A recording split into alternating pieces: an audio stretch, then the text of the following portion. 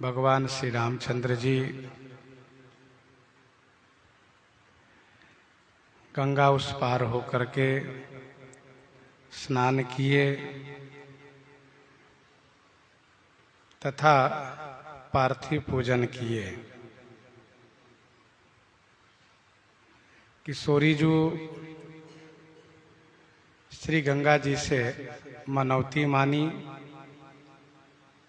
गंगा जी से आशीर्वाद चाहा। श्री गंगा जी ने उन्हें आशीर्वाद दिया। इसके बाद निषाद राज गुह से प्रभु ने कहा कि मित्र, अब आप अपने घर को जाइए। यह सुनते ही निषाद राज को बहुत कष्ट हुआ। निषाद राज ने 4 दिन के लिए प्रार्थना की कि प्रभु मुझे आप अपने संग में रहने दीजिए।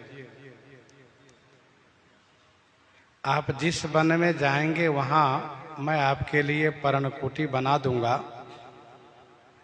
और फिर आप मुझे जैसी आज्ञा देंगे उससे मैं अवश्य पालन करूंगा। इसमें आपकी दुहाई है, आपकी शपथ है।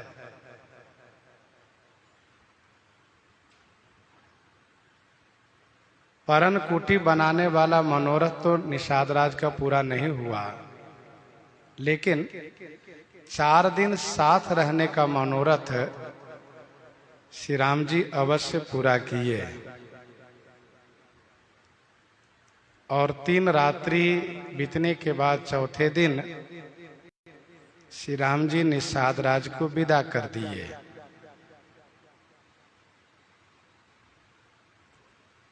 गोस्वामी जी कहते हैं, श्री राम जी जब निषाद राज गुह को साथ में चलने के लिए अनुमति प्रदान किए तो निषाद राज को बड़ी खुशी हुई और तुरंत इन्होंने अपनी जाति बिरादरी वालों को बुला करके समझाया और सबको विदा किया। सहज स्नेह राम लखितासु संग लीन्ह गुह हृदय हुलासु पुनि गुह ज्ञाति बोले सब लीन्हे करि परितोष विदा सब कीन्हे। पुनि गुह ज्ञाति बोली सब लीन्हे करि परितोष विदा सब कीन्हे। संभवतः निषाद राज के जो जाति बिरादरी के लोग हैं उन लोगों को ऐसा लगा कि हमारे महाराज श्री राम जी के साथ 14 वर्ष तक रहेंगे, इसलिए निषाद राज को सभी को संबोधन करके समझाना पड़ा। नहीं तो 4 दिन के लिए समझाने की कोई आवश्यकता नहीं थी। 4 दिन के लिए समझाने की कोई आवश्यकता नहीं थी।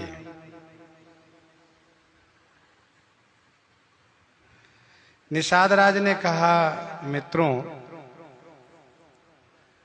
हमारे अयोध्या नरेश चक्रवर्ती महाराजा श्री दशरथ जी के पुत्र राजकुमार श्री राम जी हैं, श्री लक्ष्मण जी हैं। इनकी सेवा करना यह हम लोग के लिए सौभाग्य की बात है। तो हम इनके साथ इनकी सेवा में जा रहे हैं। आप सब निश्चिंत रहें, और राज्य कार्य, राज्य की व्यवस्था आप लोग सुंदर तरीके से संचालित करते रहें।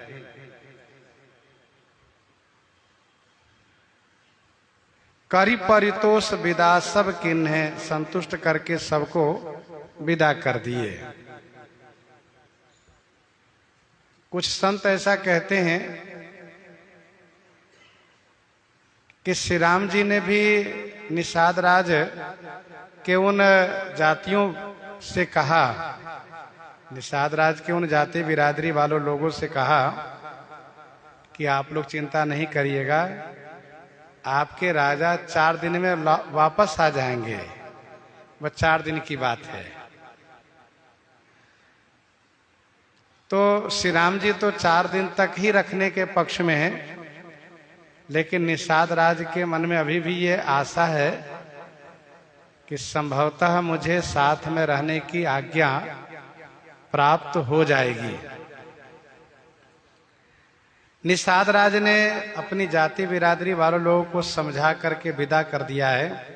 इसके बाद श्री राम जी तब गणपति शिव सुमिरि प्रभु, नाई सुर सरिहि माथ, सखा अनुज सिय सहित बन, गवन की रघुनाथ, गवन की रघुनाथ।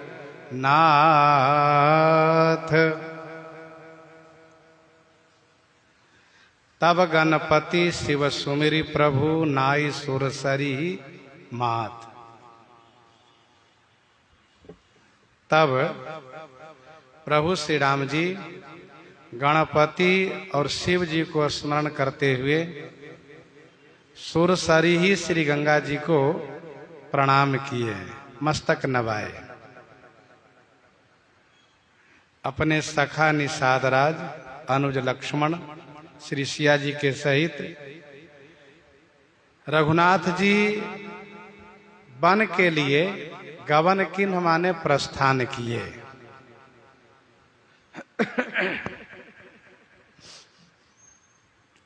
तब गणपति शिव सुमिरि प्रभु, नाई सुर सरी ही मात। तब कब, जब निषाद राज गुह को अपने साथ में चलने के लिए आज्ञा दे दिए, निषाद राज ने अपनी जाति बिरादरी वालों को समझा करके विदा कर दिए।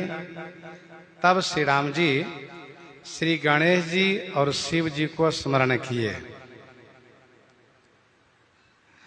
तथा श्री गंगा जी को प्रणाम किए। जब श्री राम जी अयोध्या जी से प्रस्थान किए थे, तब गणपति गौरी गिरीश मनाई, गणपति गौरी गिरीश मनाई, चले आशीष पाई रघुराई। वहां पर तीनों को मनाए थे, तीनों को स्मरण किए थे। और यहां पर केवल गणपति और श्री शिव जी को स्मरण किए। यद्यपि वन यात्रा अयोध्या जी से ही प्रारंभ कर चुके हैं, लेकिन अब गंगा जी के इस पार से शुद्ध रूप में वन यात्रा प्रारंभ कर रहे हैं, शुद्ध रूप में। अब वहां पर श्री अयोध्या जी से जब वन यात्रा प्रारंभ किए, तब तीनों में से कोई वहां नहीं थे, जैसे कि गणेश जी, शिव जी और गौरी जी। इसलिए तीनों को स्मरण किए थे, गणपति गौरी गिरीश मनाई। और यहां से जो प्रस्थान कर रहे हैं, यहां पर श्री गंगा मैया प्रत्यक्ष हैं, गंगा मैया प्रत्यक्ष हैं, गणेश जी और शिव जी परोक्ष हैं। तो श्री राम जी श्री गणेश जी शिव जी को स्मरण किए और श्री गंगा जी को प्रणाम किए, वास्तव में गौरी और गंगा, श्री गौरी और गंगा में श्री राम जी अभेद मानते हैं, क्योंकि दोनों शिव शक्ति हैं, शिव भामा है। तो श्री राम जी गणपति गौरी गिरीश मनाई। ध्यान दीजिएगा, अयोध्या जी से प्रस्थान करते समय तीनों को याद किए थे। यहाँ भी तीनों का ही स्मरण है। यहाँ पर गंगा जी प्रत्यक्ष हैं, इसलिए उनको प्रणाम किए और दो को स्मरण किए। यद्यपि अयोध्या जी से वन यात्रा प्रारंभ कर चुके हैं, लेकिन तब सब साथ में थे। तमसा नदी तक अयोध्या के सभी लोग साथ में थे, गंगा जी तक श्री सुमंत्र जी साथ में थे। अब सरकार यहाँ से शुद्ध रूप से वन प्रदेश में प्रस्थान कर रहे हैं, इसलिए एक बार पुनः श्री गणेश जी और श्री शंकर जी को स्मरण करते हुए गंगा जी को प्रणाम किए।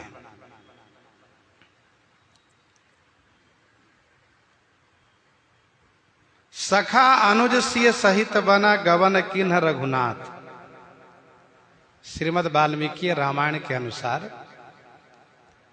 तब सखा निषाद राज साथ में नहीं है, तो श्री राम जी श्री लक्ष्मण जी से कहते हैं, भैया लक्ष्मण आप आगे चलो, आपके पीछे श्री सीता जी चलेंगी और मैं सबसे पीछे रहूंगा। क्यों? कहा दोनों की रक्षा करते हुए मैं चलूंगा। यहां पर गोस्वामी जी कहते हैं सखा है, श्रीमद् रामचरितमानस जी में सखा है, इसलिए सबसे आगे सखा चलेंगे। आगे आगे कौन है? सखा, क्योंकि वन के मार्ग से परिचित हैं, इसलिए सखा। सखा के पीछे अनुज, अनुज के पीछे श्री सियाजू और श्री सियाजू के पीछे सरकार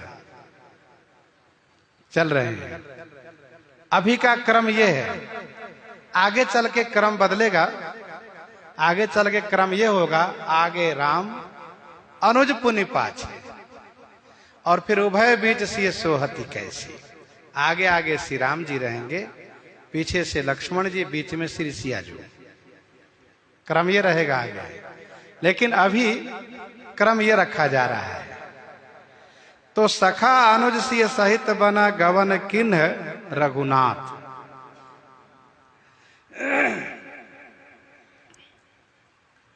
निषाद राज की इच्छा है कि सरकार नाथ साथ रही पंथ दिखाई, हम आपके साथ में रह करके रास्ता दिखाएंगे। इसलिए सरकार इनको सबसे आगे किए कि भैया आप ही सबसे आगे चलो।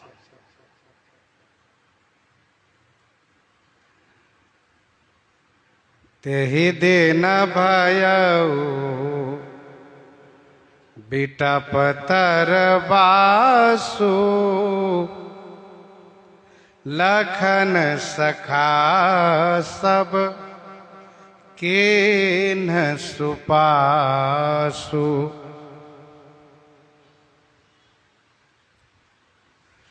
तेहि दिन भयउ बिटप तरबासु।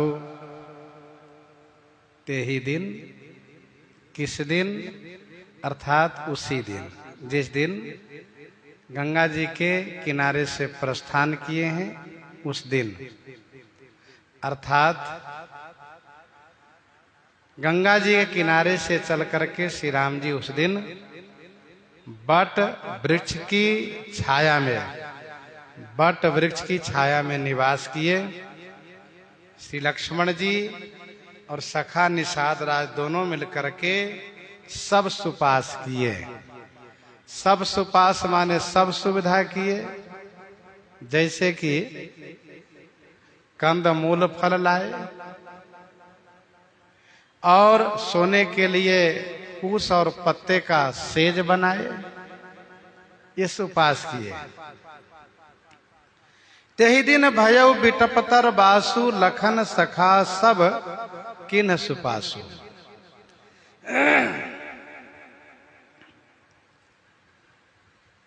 आज बहुत दूर तक चल नहीं पाए, क्योंकि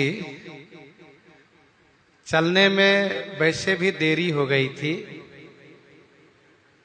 सुमंत्र जी को समझाना, फिर गंगा जी के तट पर केवट की इच्छा पूर्ति करना,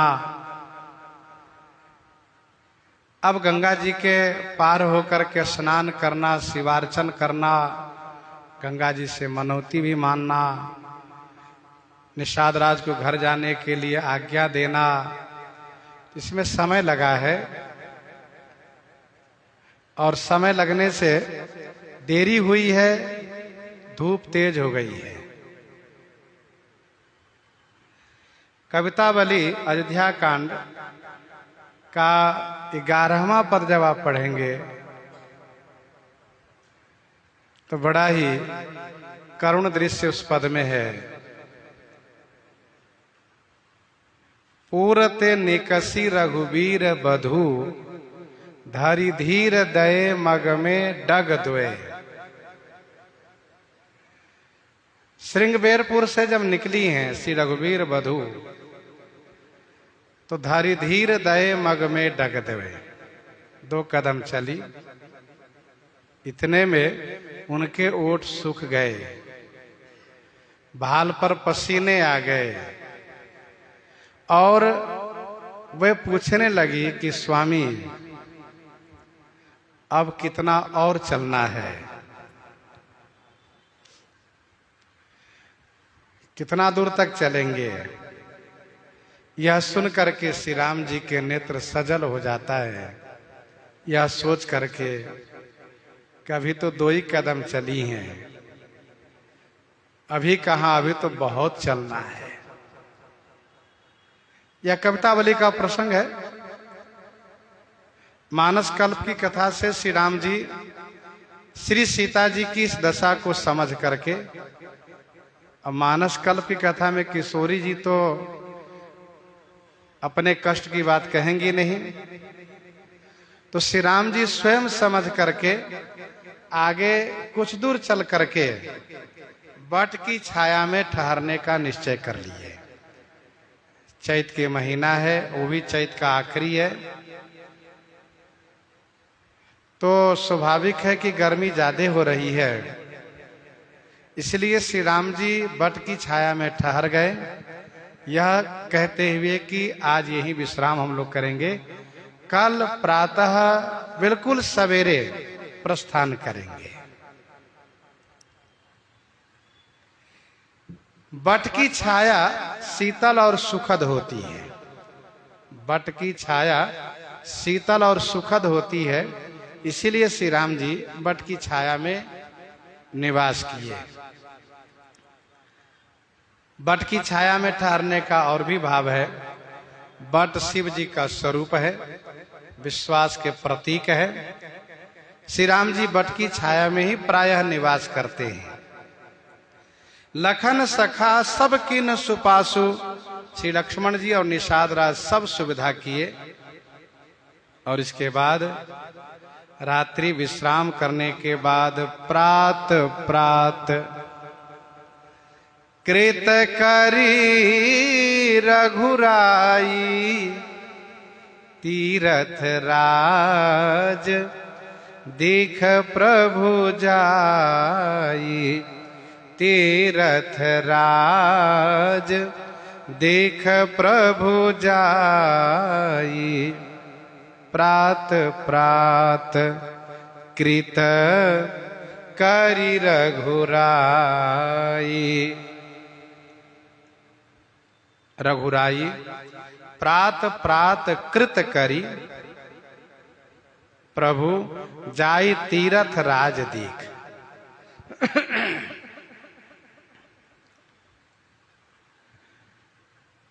वन मार्ग में आगे विशेष क्लेश न हो,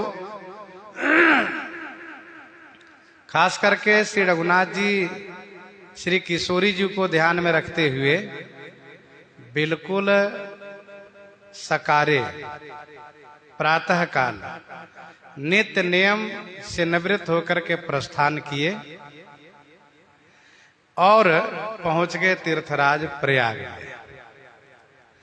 प्रात कृत, प्रातः काल के जो प्रातः क्रिया है उसको करके तब प्रस्थान किए। वैसे यह नियम है कि प्रातः काल ब्रह्म मुहूर्त में प्रस्थान करना शुभ होता है, लेकिन साथ साथ ये भी ध्यान रखना चाहिए कि प्रातः काल की क्रिया से निवृत्त होकर ही प्रस्थान करना चाहिए। तो प्रातः काल की क्रिया जैसे स्नान के पूर्व की जो क्रिया है और स्नान के बाद की क्रिया है, स्नान के पूर्व की क्रिया और स्नान के बाद की क्रिया दोनों होनी चाहिए। सकल शौच करि जाय नहाए और नित्य निवाहि मुनि ही सिर नाये। हाँ, इतना अवश्य है कि यात्रा काल में नियम थोड़ा सूक्ष्म होता है, नियम थोड़ा सूक्ष्म होता है, थोड़ा कम किया जाता है। जहां अस्थायी हो वहां विस्तार से नियम किया जाता है। अब यात्रा है तो यात्रा काल में नियम होना चाहिए, ये इस बात को ध्यान रखना चाहिए। ऐसा नहीं कि यात्रा कर रहे तो नियम बिल्कुल छोड़ दे, किनारे कर दे, सो नहीं होना चाहिए। प्रात कृत करी रघुराई, तीर्थ राज दीख प्रभु जाई। ध्यान दीजिएगा, तीर्थों के राजा प्रयाग हैं और सभी के राजा श्री राम जी हैं। सभी के राजा श्री राम जी हैं। तो एक महाराज के पास एक महाराज पहुंच गए, तीर्थ राज दीख प्रभु जाई। उत्तरकांड में गोस्वामी जी ने लिखा है कि अब मुनिवर विलंब नहीं कीजिए, महाराज कहाँ तिलक करीजिए। महाराज है श्री राम जी, उनको केवल तिलक करना है। ऐसा नहीं कि तिलक करने से महाराज होंगे, सो नहीं, ये महाराज तो हमेशा है। तो श्री राम जी हमेशा से सबके राजा हैं। एक संत जी बड़ी अच्छी बात बता रहे थे, राम सबके राजा हैं। कैसे? कहा, जितने और नामधारी भगवान हैं, जितने भी और नामधारी भगवान हैं, उनके नाम को आप स्वरहीन कर दीजिए तो वह आगे वाले अक्षर से जुड़ करके उच्चरित होगा। जितने भी नामधारी भगवान हैं उनके नाम के अक्षर को स्वरहीन कर दीजिए तो वह आगे वाले अक्षर में जुड़ करके तब उच्चरित होगा। लेकिन श्री राम नामधारी जो भगवान हैं, ऐसे श्री राम जी के नाम राम, रकार और मकार को स्वरहीन कीजिए तो वह आगे वाले अक्षर से न जुड़ करके बल्कि आगे वाले अक्षर के ऊपर जाता है। एक बनता है छत्र, एक बनता है मुकुट। एक छत्र एक मुकुट मणि सब वर्णन पर जो। ये रकार मकार एक छत्र एक मुकुट मणि सब वर्णन पर जो। वैसे श्री राम जी सबके राजा हैं, इसमें कोई संशय नहीं है। तो श्री तीर्थराज प्रयाग 3.5 करोड़ तीर्थों के राजा हैं। कितने तीर्थों के? 3.5 करोड़ तीर्थों के राजा हैं। हमारे आपके शरीर में कितने रुएं हैं? 3.5 करोड़। एक शरीर में 3.5 करोड़ रुएं होते हैं, यह बात प्रसिद्ध है। संपूर्ण ब्रह्मांड में 3.5 करोड़ तीर्थ भी है। अब आप जरा सोचिए कि 3.5 करोड़ तीर्थ हम कैसे जा पाएंगे? क्या संभव है? नहीं जा पाएंगे, मुश्किल है। लेकिन अयोध्या जी हैं, तीर्थराज प्रयाग हैं, इन वृंदावन है, इन तीर्थों में जाने से सभी तीर्थों का दर्शन लाभ प्राप्त हो जाता है। तो ये तीर्थराज प्रयाग महाराज सभी तीर्थों के राजा हैं। अभी 3.5 करोड़ तीर्थ है कहां कहां? कहा 1 करोड़ है स्वर्ग में, 1 करोड़ है पृथ्वी पर, 1 करोड़ है पाताल में।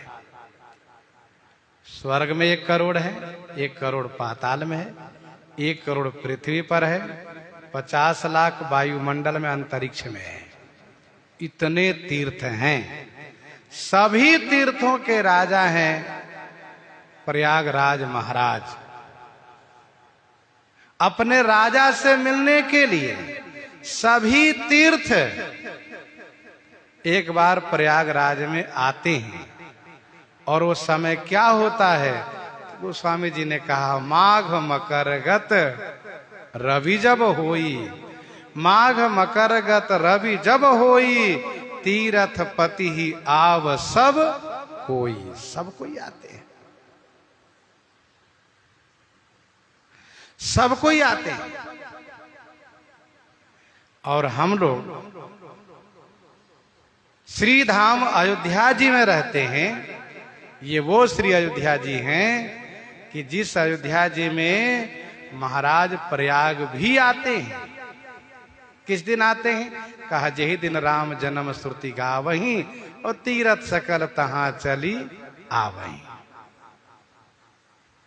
माघ के महीने में सब तीर्थ वहां आते हैं प्रयागराज में, माघ भर निवास करते हैं। फागुन के महीने तीर्थराज महाराज सबको रोके रहते हैं, रुके रहिए। चैत के महीना आता है, सबको लेकर के श्री अयोध्या जी आ जाते हैं। यह है हमारे श्री धाम अयोध्या जी की विशिष्टता। तीर्थराज प्रयाग भगवान श्री राम जी पहुंचे हैं। कहां? तीर्थराज देख प्रभु जाइए। श्री राम जी तीर्थराज प्रयाग का जाके दर्शन किए। श्री राम जी दर्शन कर रहे हैं। अब गोस्वामी जी महाराज तीर्थराज प्रयाग की विशिष्टता को वर्णन कर रहे हैं। तीर्थराज प्रयाग के सभी अंगों का वर्णन कर रहे हैं। सचिव सत्य श्रद्धा प्रिय नारी, माधव सरेस मित हितकारी। सचिव सत्य श्रद्धा प्रिय नारी, माधव सरिस मित हितकारी।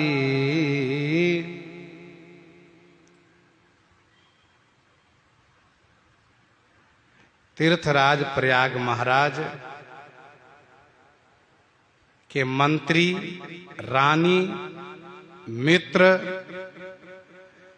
ये जो सप्तांग है सभी का वर्णन गोस्वामी जी कर रहे हैं।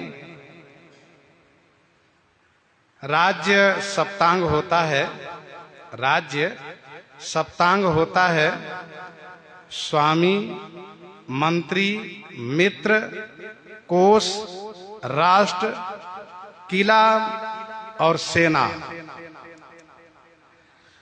स्वामी, अमात्य, सुहृद, कोष्ठ, राष्ट्र, कोष्ठ, राष्ट्र, दुर्ग, बलानी च इत्यमरः। स्वामी, अमात्य, सुहृद, कोष, राष्ट्र, दुर्ग, बलानी च इत्यमरः।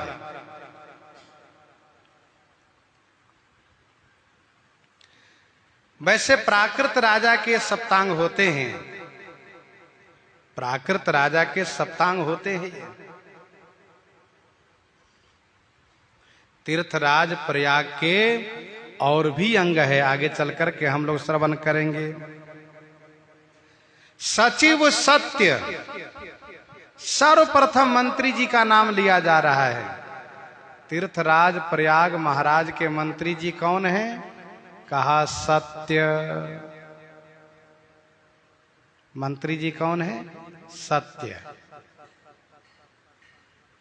अर्थात तीर्थ में जाइए तो सत्य का सेवन कीजिए, सत्य बोलिए, सत्य का आचरण कीजिए, झूठ का सहारा मत लीजिए। और श्रद्धा प्रिय नारी, श्रद्धा ही प्रिय नारी है, रानी है। बेणी माधव भगवान जैसे, माधव सरिस, हितकारी माने हित करने वाले मित्र हैं। माधव सरिस मित हितकारी, माधव माने बेणी माधव भगवान। सचिव सत्य श्रद्धा प्रिय नारी, माधव सरिस मित हितकारी। राजा का मंत्री प्रधान अंग है।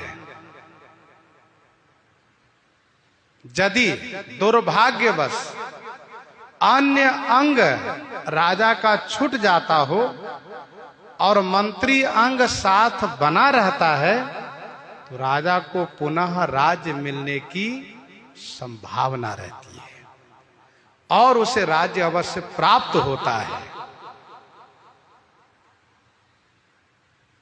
परंतु जिस राजा का मंत्री अंग कमजोर हो उसका राज एक न एक दिन अवश्य समाप्त हो जाता है।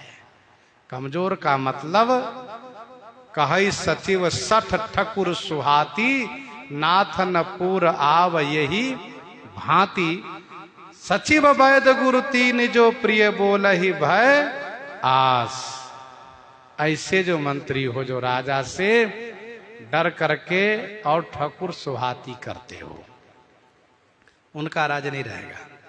मंत्री को ईमानदार होना चाहिए, वफादार होना चाहिए और निर्भय होना चाहिए, सत्य वक्ता होना चाहिए और राजा के साथ हमेशा खड़े रहना चाहिए। उस राजा का राज्य यदि चला भी जाएगा तो वापस आएगा। श्रीमद् रामचरितमानस जी में दो राजा ऐसे हैं जो अपने राज्य पद से च्युत हुए, राजपद से हटा दिए गए, लेकिन मंत्री इनके साथ बने थे। जैसे कि वानरराज सुग्रीव, मंत्री न सहित यहाँ एक बारा, बैठ रहे ओ मैं करत विचारा। और विभीषण जी महाराज, सचिव संग लय नभ पथ गयऊ, सचिव संग लय नभ पथ गयऊ, सब ही सुनाई कहत अस भयऊ, सब ही सुनाई कहत अस भयऊ। दोनों को राज्य पुनः प्राप्त हुआ है।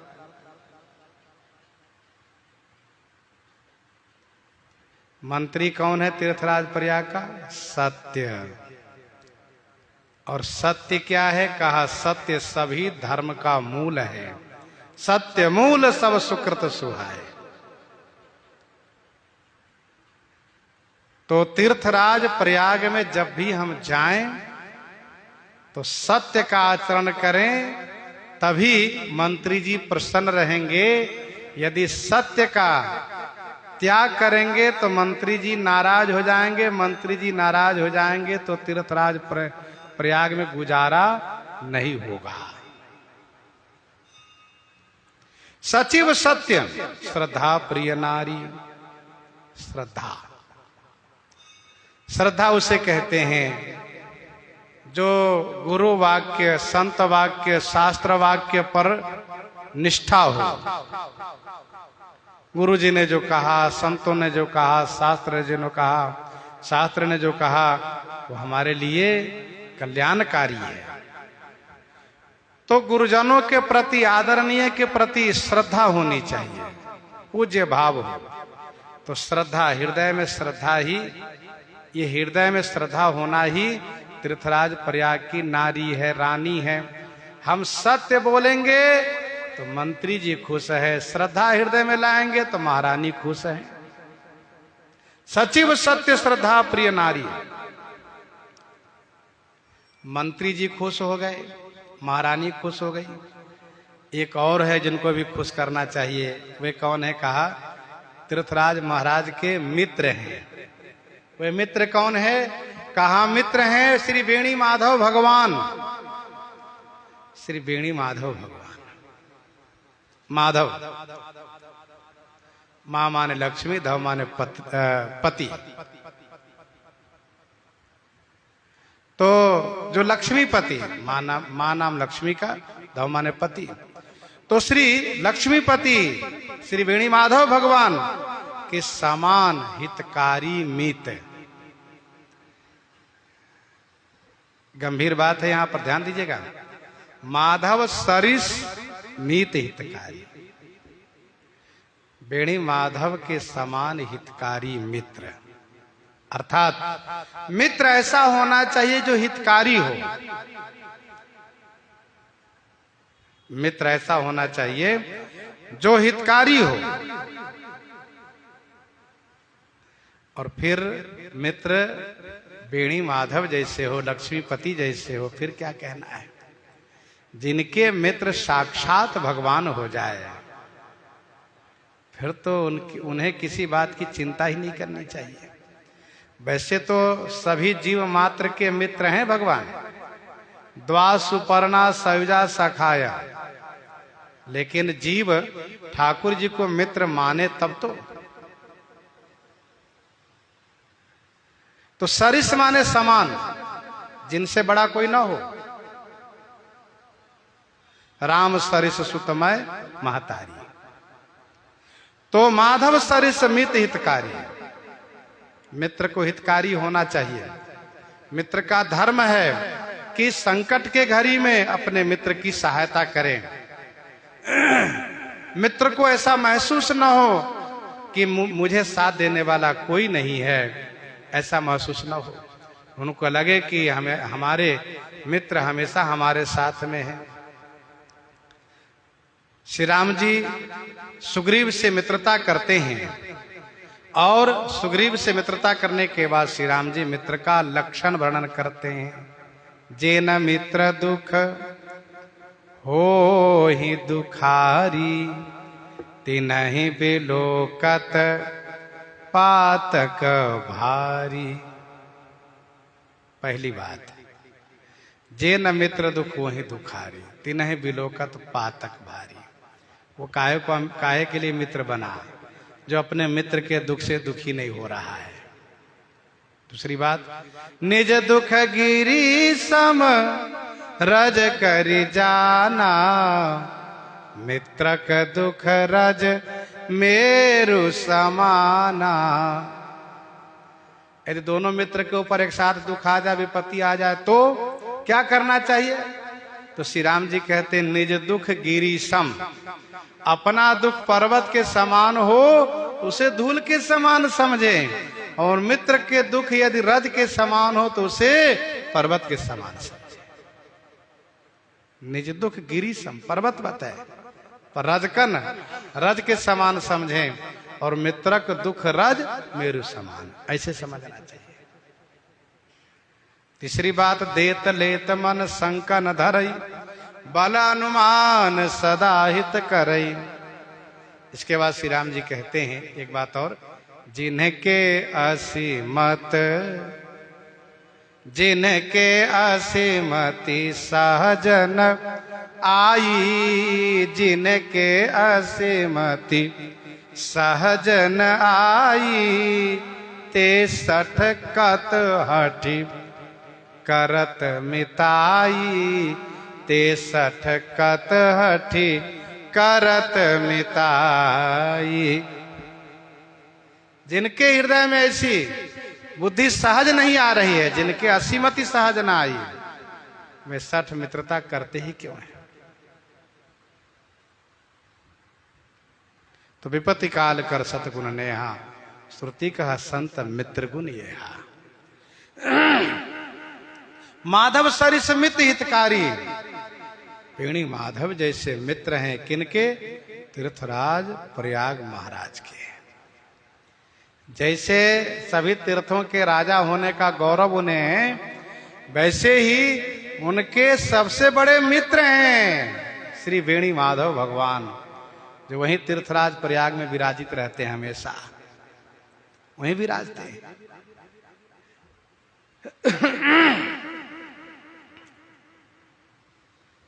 और तीर्थराज प्रयाग महाराज के खजाने में क्या है? कहा चारि पदारथ भरा भंडारू, चारि पदारथ भरा भंडारू, पुण्य प्रदेश देश अति चारु, पुण्य प्रदेश देश अति चारु। चारि पदार्थ भरा भंडारू, पुण्य प्रदेश देश अति चारु। तीर्थराज महाराज के भंडार में, खजाने में चारों पदार्थ भरा हुआ है। चारों पदार्थ अर्थ, धर्म, काम और मोक्ष। पुण्य प्रदेश, पुण्य प्रदेश माने पुण्य स्थल। पुण्य स्थल जो है अति चारु माने अति सुंदर देश है। देश माने राजधानी है, देश माने राजधानी है।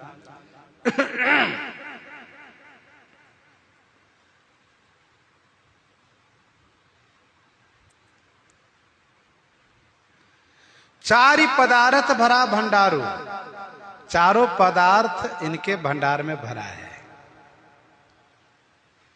जिनके मंत्री सत्य हैं, श्रद्धा नारी हैं, वेणी माधव भगवान मित्र हैं, उनके भंडार में, खजाने में, कोष में चारों पदार्थ भरा है, आपको जो चाहिए।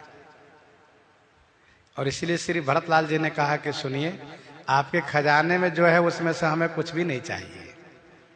अर्थ न धर्म न काम रुचि गति न चाहूं निर्वाण।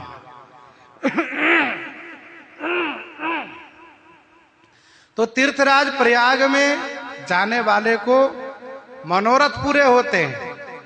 कोई जाते हैं अर्थ के लिए, मुझे खूब धन मिलना चाहिए, तो उन्हें अर्थ की प्राप्ति होती है। अर्थ जैसे रुपया है, संपत्ति है, जमीन है, धन है, ये सब अर्थ है। धर्म, कुछ लोग धर्म के लिए जाते हैं कि हमें खूब सुकृत हो, पुण्य हो। कुछ लोग काम के लिए जाते हैं, स्त्री हो, पुत्र हो। और कुछ लोग मुक्ति के लिए जाते हैं कि हमें मुक्ति मिल जाए। और तीर्थराज प्रयाग महाराज के भंडार में चारों भरा है। जो चाहिए ले लो, अर्थ ले लो, धर्म ले लो, काम ले लो, मोक्ष ले लो। वास्तव में तीर्थराज प्रयाग की महिमा आज भी विद्यमान है। माघ के महीने में, वैसे के आजकल के पढ़े लिखे लड़के लोगों से कहो माघ महीना, उस महीना लोग समझ ही नहीं पाते ठीक से। उनको कहो दिसंबर महीने में, जनवरी में, तो कहते हैं हाँ, अब बात समझ में आई। तो महाराज माघ के महीने में, उस जनवरी में, जहां कि कप कपाती हुई ठंडी होती है, लेकिन जो प्रयाग पहुंचता उनको आनंद आता है। देखते सब नहाने जा रहे हैं, स्नान कर रहे हैं, और सब आनंदित रहते हैं, सब खुश रहते हैं। और इतनी भीड़ होती है। पूरी दुनिया के, पूरे विश्व के एक वही मेला है कि जहां एक जगह सब लोग आते हैं, सभी संप्रदाय, सभी पंथ के लोग आते हैं, सभी धर्म के लोग आते हैं, क्योंकि तीर्थों के राजा हैं प्रयागराज महाराज। सावन भादो के महीने में जाइए तो कहीं जगह नहीं मिलेगी, इतना जल भरा हुआ मिलेगा। लेकिन इसके बाद माघ के महीने जाइए, गंगा जी, यमुना जी, सरस्वती जी इतनी जगह दे देती हैं कि जितने हैं सब लोग आ जाओ, कोई बात नहीं है, सबको समा देती है। तो पुण्य प्रदेश देश अति चारु, चारि पदार्थ भरा भंडारू।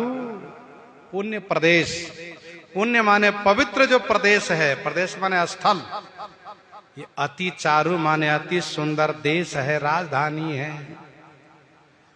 क्षेत्र अगम गढ़ गाढ़ सुहावा, क्षेत्र अगम गढ़ गाढ़ सुहावा, सपने हो नहीं प्रतिपक्षिन पावा, सपने हो नहीं प्रतिपक्षिन पावा। क्षेत्र अगम गढ़ गाढ़ सुहावा, सपने हो नहीं प्रतिपक्षिन पावा। क्षेत्र जो तीर्थराज प्रयाग का क्षेत्र है, जितना बृहद क्षेत्र है, पद्म पुराण में लिखा है कि 20 कोस में तीर्थराज प्रयाग का क्षेत्र है। 20 कोस में। बैजनाथ जी महाराज ने तो कहा है कि 40 कोस में। बहुत दूर तक तीर्थराज प्रयाग का क्षेत्र है। जो क्षेत्र है वह अगम माने दुर्गम, सुहावा माने सुंदर, गाढ़ माने मजबूत सुदृढ़, गढ़ माने किला है। तीर्थराज प्रयाग का जो क्षेत्र है, यही अगम माने दुर्गम, सुहावा माने सुंदर, गाढ़ माने मजबूत सुदृढ़, गढ़ माने किला है। जिस किले की ओर जागने की बात तो दूर रही, सपने हूं प्रतिपक्षिन नहीं पावा। सपने हूं माने स्वप्न में भी, प्रतिपक्षिन माने प्रतिपक्ष जो विपक्ष है, जो पाप है, प्रतिपक्षिन माने शत्रु, पाप, यह उसकी ओर नहीं देख सकता, उस किले की ओर नहीं देख सकता, आंख उठा के नहीं देख सकता। क्षेत्र अगम गढ़ गाढ़ सुहावा, सपन हो नहीं प्रतिपक्षिन पावा। उस किले को स्वप्न में भी प्रतिपक्षिन जो पाप रूपी शत्रु है वह नहीं पा सकता, उसकी ओर नहीं देख सकता है।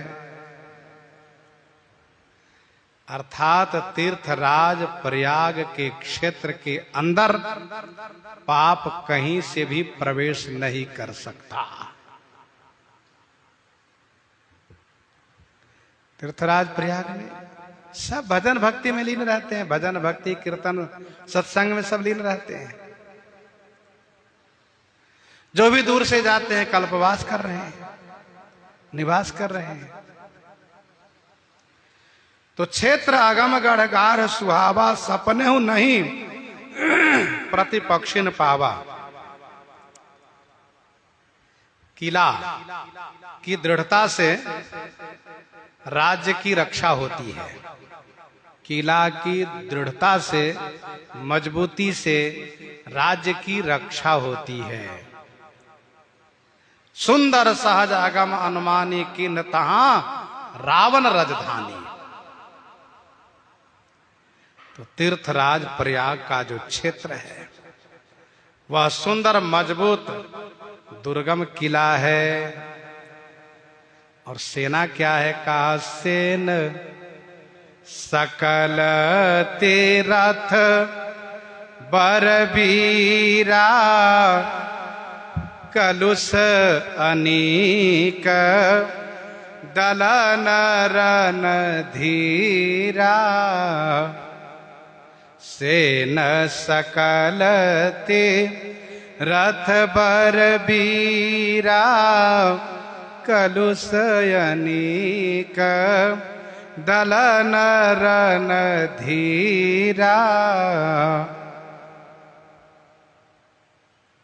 सकल तीर्थ बरबीरा सेन, समस्त जो तीर्थ यहाँ निवास करते हैं वे बर माने श्रेष्ठ वीरों की सेना है। और इस सेना क्या करती है? कहा कलुषयनीक दलन रन धीरा। कलुष माने पाप रूपी, अनेक माने सेना को, दलन माने संहार करने में, नाश करने में रणधीर हैं। कलुषयनीक दलन रणधीरा। सेन सकल तीरथ बरबीरा, कलुषानीक दलन रणधीरा। तीर्थराज प्रयाग महाराज के क्षेत्र के अंदर 60,000 की संख्या में तीर्थ निवास करते हैं। 60,000। वैसे विशेष पर्व पर तो सभी तीर्थ आते हैं, लेकिन 60,000 की संख्या में निवास करते हैं। तो सकल तीर्थ जो है ये बर बीरा माने श्रेष्ठ वीरों की सेना है। खाने सोने वाली सेना नहीं है, तो रणधीर सेना है। रण में पीठ दिखाने वाली सेना नहीं है, रण में जूझने वाली और विजय करने वाली सेना है। शत्रुओं को मार भगाने वाली सेना है। कलुष अनीक, कलुष माने पाप रूपी, अनीक माने सेना को दलन करने में रणधीर है। अब ऐसी सेना जहां पर रखवाली में है, पाप की हिम्मत कहाँ है कि वहां अंदर प्रवेश कर जाए, क्योंकि ये सेना हमेशा सावधान रहती है, देखती रहती है कहीं से कोई पाप प्रवेश न कर जाए। यदि पाप प्रवेश कर गया तो फिर हमारी पहरेदारी का मतलब क्या रहेगा। कलुषानीक दलन रणधीरा, जैसे पाप सीमा पर आया वैसे ही ये सेना उसे मार गिराती है। तीर्थराज प्रयाग के क्षेत्र में पहुंचते ही मन भगवान के भजन कीर्तन में अनुरक्त हो जाता है। और तीर्थराज प्रयाग महाराज विराजते कहाँ हैं? हम यदि उनसे मिलना चाहें तो कहाँ मिलेंगे? कहा हुए मिलेंगे, संगम पर मिलेंगे। संगम सिंघा सन सुठी सोहा, छत्र अखय बट मुनि मन मोहा। छत्र अखय बट मुनि मन मोहा।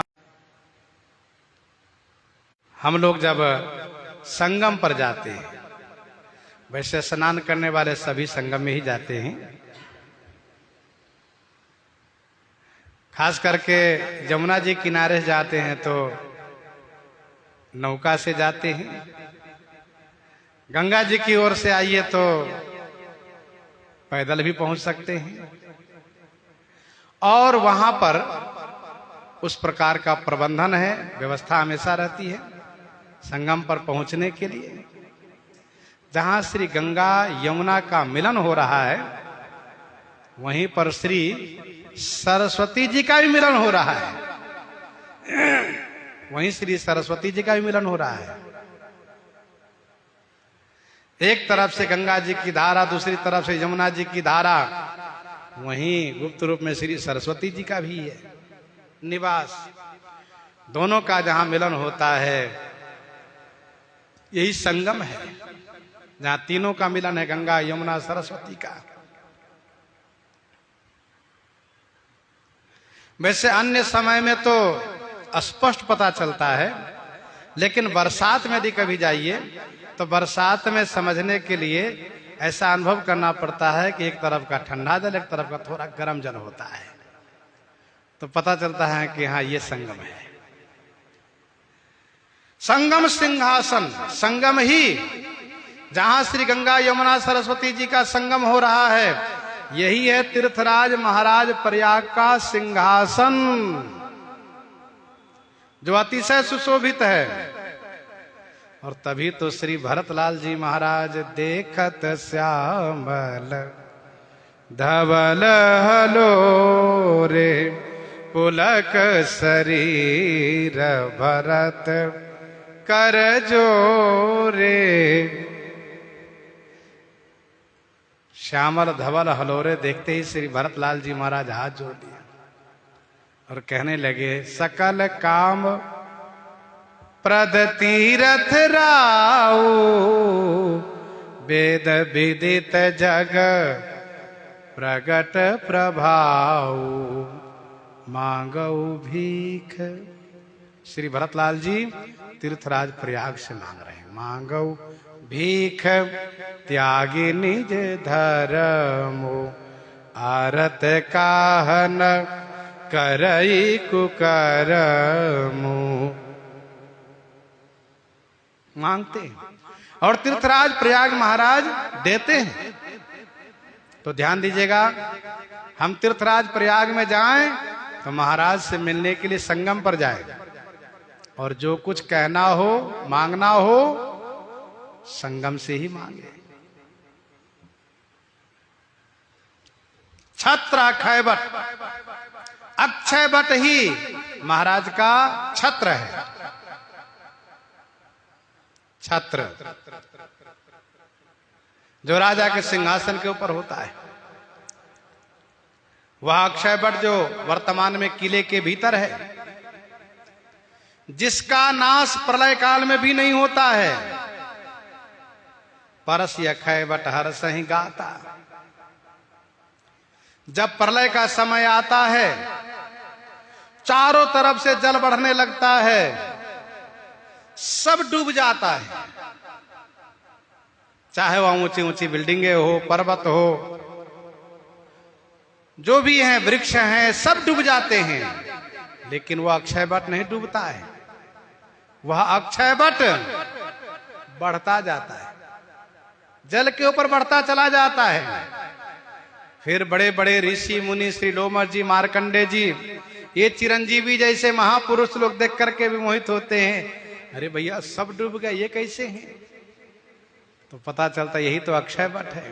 तो ये महात्मा लोग आते हैं, अक्षय बट पर बैठते हैं, वहीं सत्संग करते हैं और फिर वहीं पर ठाकुर श्री बाल मुकुंद जी का दर्शन भी करते हैं। वहीं अक्षय बट के एक पत्ते पर ठाकुर जी बाल स्वरूप में लेटे हुए और अपने सुकोमल कर कमल से अपने उन सुकोमल चरण को वरवश कर्षण करके, खींच करके अंगूठे को मुख में रख करके और उसके स्वाद ले रहे होते हैं, अंगूठा का रस ले रहे होते हैं। ऐसे दर्शन महात्मा लोग वहां पर करते हैं अक्षय बट पर। सिय स्नेह बट बाढ़त जोहा, ता पर राम प्रेम शिशु सोहा। चिरजीव मुनि ज्ञान विकल जनु, बूढ़त लहो बाल अवलंबन। यह आनंद प्राप्त होता है। तो छत्र अक्षय बट मुनि मन मोहा। श्री मार्कंडे जी महाराज ने जब भगवान से ये कहा कि मैं आपकी माया देखना चाहता हूं, और ठाकुर जी ने उनको जब अपनी माया दिखाई तो बिल्कुल प्रलय हो गया, सारा ब्रह्मांड जलमग्न हो गया। उसी जल में डूबते हुए, बचते हुए, तैरते हुए, थक करके और अक्षय बट के पास आए तो उनको सहारा मिला, और सहारा मिला तो तुरंत उस वृक्ष पर चढ़ गए। और जैसे चढ़ गए तो वहां पर उन्होंने एक पत्ते पर लाला को देखा तो उनके मन में बड़ी दया आई कि बताओ, इस बच्चे को भी ये नहीं पता है कि दुनिया कहाँ गई, ये तो अपनी दुनिया में मगन है बालक, अंगूठा चूस रहा है। अरे इनकी मैया का भी पता नहीं, इनके पिताजी का पता नहीं। ठाकुर जी मन ही मन कह रहे हैं, अच्छा अभी मैं बताता हूँ, किसी को पता नहीं है। और मार्कंडे जी की ओर टुकुर टुकुर देख करके और फिर इसके बाद उनके ऊपर जो अनुग्रह किए, तब मार्कंडे जी बाद में समझ पाए कि ये तो ठाकुर जी हैं। और बाल मुकुंद भगवान को प्रणाम किए। कहने का भाव यह है अक्षय बट, जो तीर्थराज महाराज प्रयाग का छत्र है। राजा के छत्र, राजा के सिंहासन, राजा की रानी, राजा के मंत्री, राजा के मित्र, आपने सब सुना। अब राजा के चंवर क्या हैं? कहा चंवर जमुना अरु गंग तरंगा, चंवर जमुना अरु गंग तरंगा, देखी हो ही दुख दारिद भंगा, देखी हो ही दुख दारिद भंगा। जमुन और गंग तरंगा ही चंवर है। श्री यमुना गंगा जी की तरंगे जो है ये क्या है? चंवर है। दाहिनी ओर से जमुना जी, बाईं ओर से गंगा जी की जो तरंगे हैं यही धवल और श्याम रंग के चंवर है। गंगा जी की जो लहरें हैं वो धवल वर्ण है, जमुना जी की जो लहरें हैं वह श्याम वर्ण है। धवल वर्ण यह चंवर है जो गोपूछ की चंवर है, और जो यमुना जी की लहरें हैं यह मोर पंख की चंवर है। गंगा जी और यमुना जी स्वयं चंवर डुला रही है। गंगा जी और यमुना जी स्वयं चंवर डुला रही हैं। देखी हो ही दुख दारिद भंगा। श्री गंगा यमुना की लहरों को देखने से, तरंगों के दर्शन करने से दुख और दारिद भंग होता है, दुख और दरिद्रता का नाश होता है। से वही सुकृति साधु सुचि, से वही सुकृति साधु सुचि, पावही सब मन काम। बंदी वेद पुराण गण, कहीं विमल गुण ग्राम। कहीं विमल गुण ग्राम। से वही सुकृति साधु सुचि। तीर्थराज महाराज प्रयाग की सेवा कौन कौन करते हैं? कहा सुकृति माने पुण्यात्मा, सुचि माने पवित्र साधु, और सेवा करके क्या पाते हैं? कहा सब मन काम पावही, सब मनोरथ पा जाते हैं। और इनके भाट कौन है? कहा वेद पुराण गण बंदी हैं। बंदी माने भाट है, जो कहीं विमल गुण ग्राम। और इसीलिए कहते हैं को कही सकई प्रयाग प्रभाव, को कही सकई प्रयाग प्रभाव। कलुष पुंज कुंजर मृगराव, कलुष पुंज कुंजर मृगराव। गोस्वामी जी कहते हैं तीर्थराज प्रयाग की महिमा को कौन कह सकता है? अर्थात कोई भी नहीं। श्री राम जी ऐसे तीर्थराज प्रयाग का दर्शन कर रहे हैं, बड़े आनंदित हो रहे हैं। प्रसंग को हम आप यहीं पर हृदयांगम करते हुए आइए श्रवण करते हैं श्री भक्तमाल जी से।